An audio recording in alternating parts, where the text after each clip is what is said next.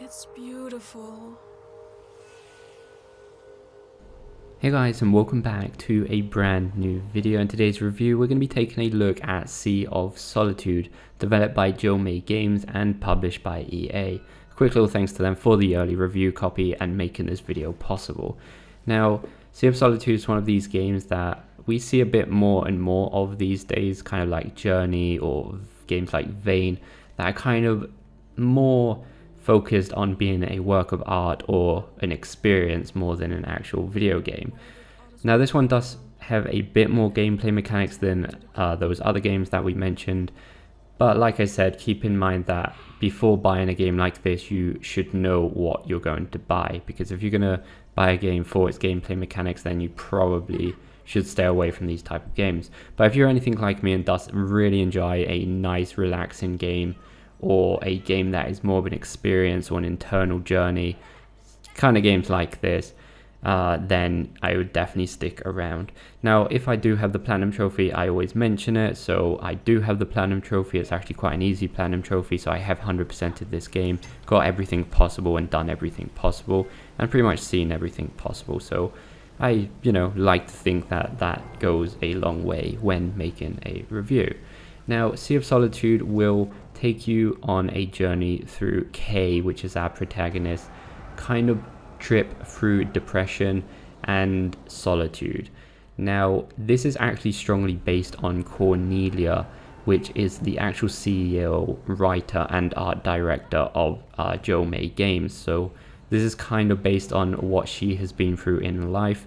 And I don't know, it's quite a cool thing because you can definitely, it's not like games like Journey where it's a completely personal experience, because like in Journey they don't say anything, you've literally got to just make out what it means on a very personal level. But on this you can you get a base of what's going on, and you can kind of understand that this is actually based on a certain person's feelings, so it's not as personal as other games. But obviously the good thing about this is that there's a story to be understood, there's set characters to be understood, and a lot of other things to discover as well. Now, even saying that, I do think that pretty much 99% of people will find something to relate to in this game, since they do go over multiple feelings and multiple things that could possibly happen in life. I'm trying to try and not get into too much detail to not ruin the story, but at the same time explain as well as possible what's going on. Now, this game is all about the detail. I think everything in this game, every single thing that happens has a meaning, or at least represents some type of symbology. Like, I think even stuff like the title, Sea of Solitude, SOS, it all makes sense. And even stuff like the water levels, I think, even represent in-game how deep or how meaningful that memory or feeling is to the characters. Everything that happens will have some meaning one way or another, and I'm sure that this is the type of game that you have to play through multiple times to absolutely understand everything. But basically what's going on, you'll get a few chapters. The game's not that long, but we'll get to that in a second. Each chapter we will see a monster or multiple monsters, and these are the kind of incarnations of the different family members or loved ones that Kay knows in her life. It's not only just Kay that's going through bad times, it's all the loved ones and family members also obviously have their problems, and you kind of understand each and every one of these characters, one on each chapter. And I think it's definitely really well laid out, and even though there's no direct explanation of what's going on, you really do come to understand it if you're paying attention, and the way the story is told is absolutely exceptional. Now, like I said, the game is actually quite short, especially if you're not going for the collectibles. I actually platinumed this in probably about 8 hours without a guide or anything, and if you're not going for the collectibles you can probably get through it easily in 3 or 4 hours. Now, that is kind of a good thing, because I think if the game was any longer it would probably stretch out a bit too much, and I think stuff would start to maybe lose meaning. So though it is a short game, I think it is for the best, because the game does know exactly what it's doing. Now, the other good thing about the game being short is that apart from obviously the family member monsters, there are other kind of lesser monsters or enemies in this case that Obviously you don't get a battle system, but you get very simple mechanics like luring them to a certain place, or pressing a button, or simply dodging them.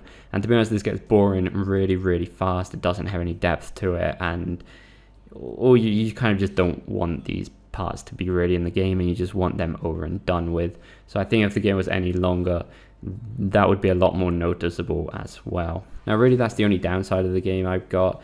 Just keep in mind that this is a $20 game, so you're definitely gonna get a pretty decent amount of content and visual experience, or whatever you want to call it, out of this game for that price. Now the world is actually quite big. I mean, it's not actually huge, but you're always basically in the same city, but with the different water levels on different chapters, you get a feeling that it's a lot bigger than it really is. Maybe one chapter you're like at the completely top floor possible of a building, but then the next chapter you're on ground level, and it just makes the world feel a lot bigger.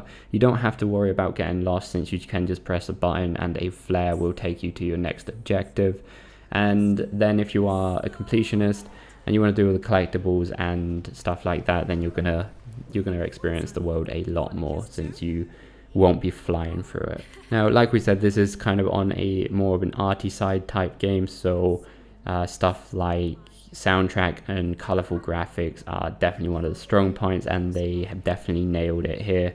I mean, the soundtrack is one of the better ones I've heard in this type of games, and the graphics, even when it's really dark and really bright, it delivers really well, because the graphics and the visuals are directly linked with the emotion or the feeling that's going on in the game, and I think they do a very, very good job. She found him. I'm glad to miss you again. If only I could ask him how he did it. But as far as the voice acting goes, which is obviously a very important thing in these type of games, it's kind of weird. Sometimes it feels really, really amazing, but then sometimes it feels on the downside. In general, it's good, but I think they could have probably done a tiny bit better on certain, I don't know, maybe it's depending on what emotion they're feeling.